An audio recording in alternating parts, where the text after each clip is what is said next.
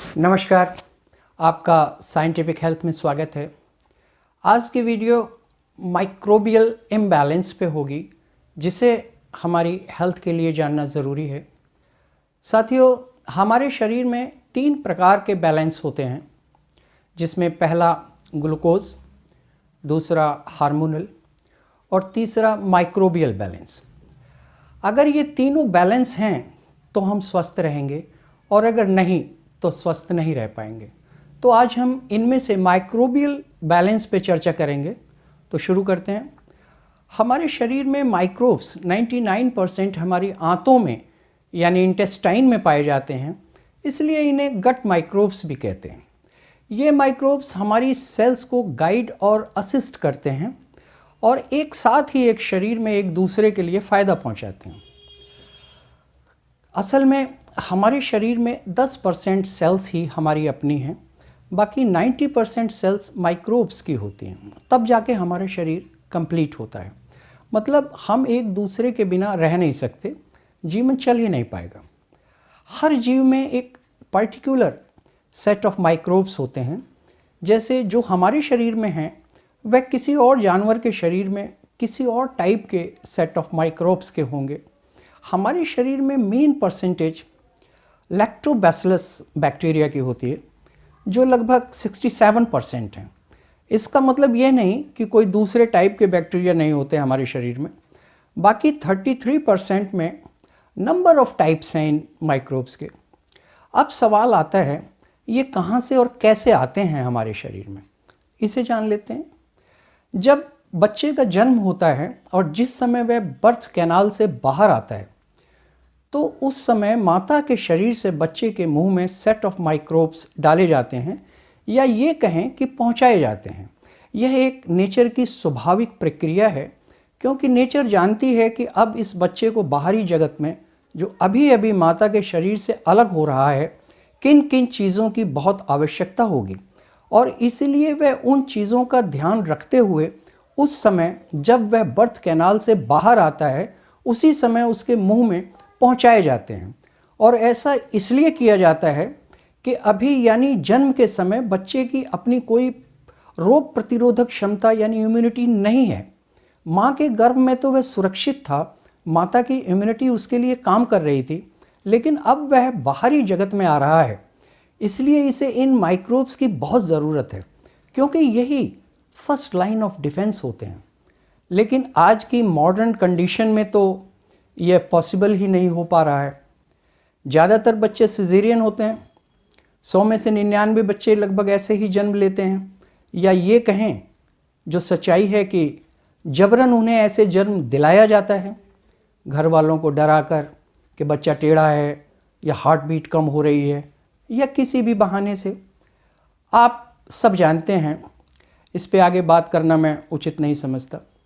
तो लौटते हैं अपने विषय पर। तो अब यहीं से माइक्रोबियल इम्बैलेंस शुरू होता है। Secondly, pumping of antibiotics in the human body. जन्म से ही एंटीबायोटिक बच्चे को देना शुरू होता है, और यह सिलसिला फिर रुकता ही नहीं। मैं दिखाता हूँ आपको। आप कभी अपने बच्चे को डॉक्टर के पास ले जाइए, सिर्फ सर्दी जुकाम के लिए ही।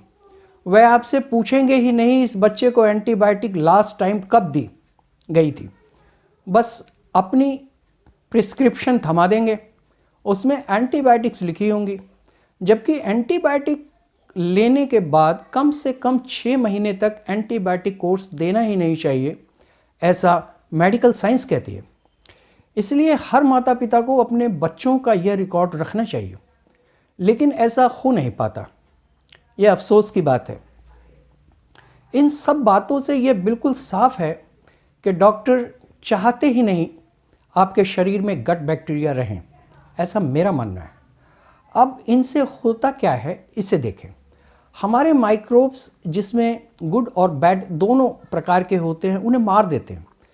अब जब ऐसा होगा तो कुछ माइक्रोब्स बच जाएंगे, और अगर बार बार एंटीबायोटिक्स की डोज दी जाएगी तो माइक्रोब्स रजिस्ट हो जाएंगे, और फिर एंटीबायोटिक्स का उन पर कोई असर नहीं होगा। इसीलिए एंटीबायोटिक्स की नंबर ऑफ सीरीज बनाई गई हैं, जैसे first generation, second generation, third generation, fourth आदि। आज की मेडिकल सिचुएशन ऐसी हो गई है, आईसीयू में डॉक्टर्स इतने परेशान हैं कि किसी भी जनरेशन की एंटीबायोटिक का पेशेंट पे असर ही नहीं हो रहा है। तो अब क्या करेंगे? खैर, इन सब चीज़ों को डॉक्टर जाने।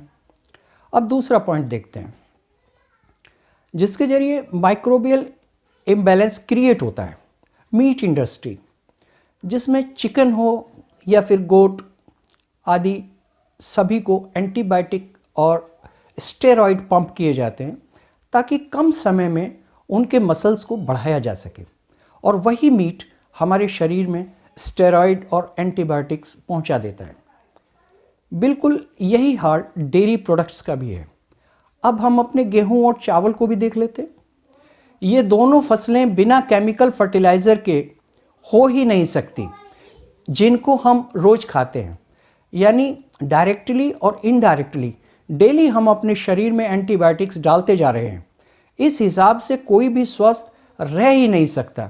यानी फार्मा इंडस्ट्री और मनी मेकर्स चाहते हैं तो हम सभी को बहुत सचेत रहना चाहिए इन वंडरफुल माइक्रोब्स के बैलेंस के लिए, क्योंकि ये हमारे शरीर की तमाम क्रियाओं को अपना योगदान देते हैं। बिना इनके हम सरवाइव नहीं कर सकते। यहाँ मैं आपको एक ही एग्जाम्पल बताऊंगा, वरना वीडियो बहुत लंबी हो जाएगी। और एग्जाम्पल है विटामिन B12। इन्हीं के द्वारा हमारे शरीर में बनाया जाता है, जो शरीर की विभिन्न प्रोसेसिंग में यूज़फुल होता है। विटामिन B12 को हमारी सेल्स या ऑर्गन्स खुद से नहीं बना सकते, लेकिन ये माइक्रोब्स इन्हें हमारे लिए बना देते हैं। यह एक एग्जाम्पल था। इस तरह की तमाम चीज़ें हैं। एक और बात देखें, जब हम बटर मिल्क, जिसे हिंदी में छाछ कहते हैं, पीते हैं तो तुरंत body and mind both feel काम एंड कूल। क्या नहीं है ऐसा? और अगर ऐसा है तो क्यों? क्योंकि यहाँ हम direct microbes and their product दोनों ले रहे हैं। आप जानते हैं कि इन्हें हम कैसे शरीर में बैलेंस करें और उस बैलेंस को हमेशा कैसे बनाए रखें। तो यह सब माइक्रोब्स हमारे ऑल अराउंड होते हैं बाह्य जगत में। जहाँ से हम अपना भोजन लेते हैं वहीं से ये सब हमें मिलते हैं, जैसे सब्जियों से, फल से, ग्रेन से। तो हम इन्हें वहाँ से लेते रहते हैं और फिर उनके लिए अपने शरीर में एक व्यवस्था बनाते हैं, यानी एक माहौल पैदा करते हैं जिससे वे आराम से रहें और अपना नंबर बनाए रखें। उसके लिए अपने भोजन में फ्रूट्स, वेजिटेबल्स, लीव्स यानी अनकुक्ड फूड जो प्रीबायोटिक है ज़रूर शामिल करें। और फर्मेंटेड फूड जैसे dosa, idli, buttermilk, curd और फर्मेंटेड पोरेज, ये सब प्रोबायोटिक है, इनका इस्तेमाल करें। फर्मेंटेड पोरेज डिफरेंट टाइप्स के ग्रेन से बदल बदल कर कम से कम वीक में 2 बार ज़रूर लेना चाहिए। और बटर मिल्क भी इसी तरह से बदल बदल कर लेना चाहिए, जैसे कभी काऊ मिल्क का, कभी नारियल मिल्क का, कभी पीनट बटर मिल्क।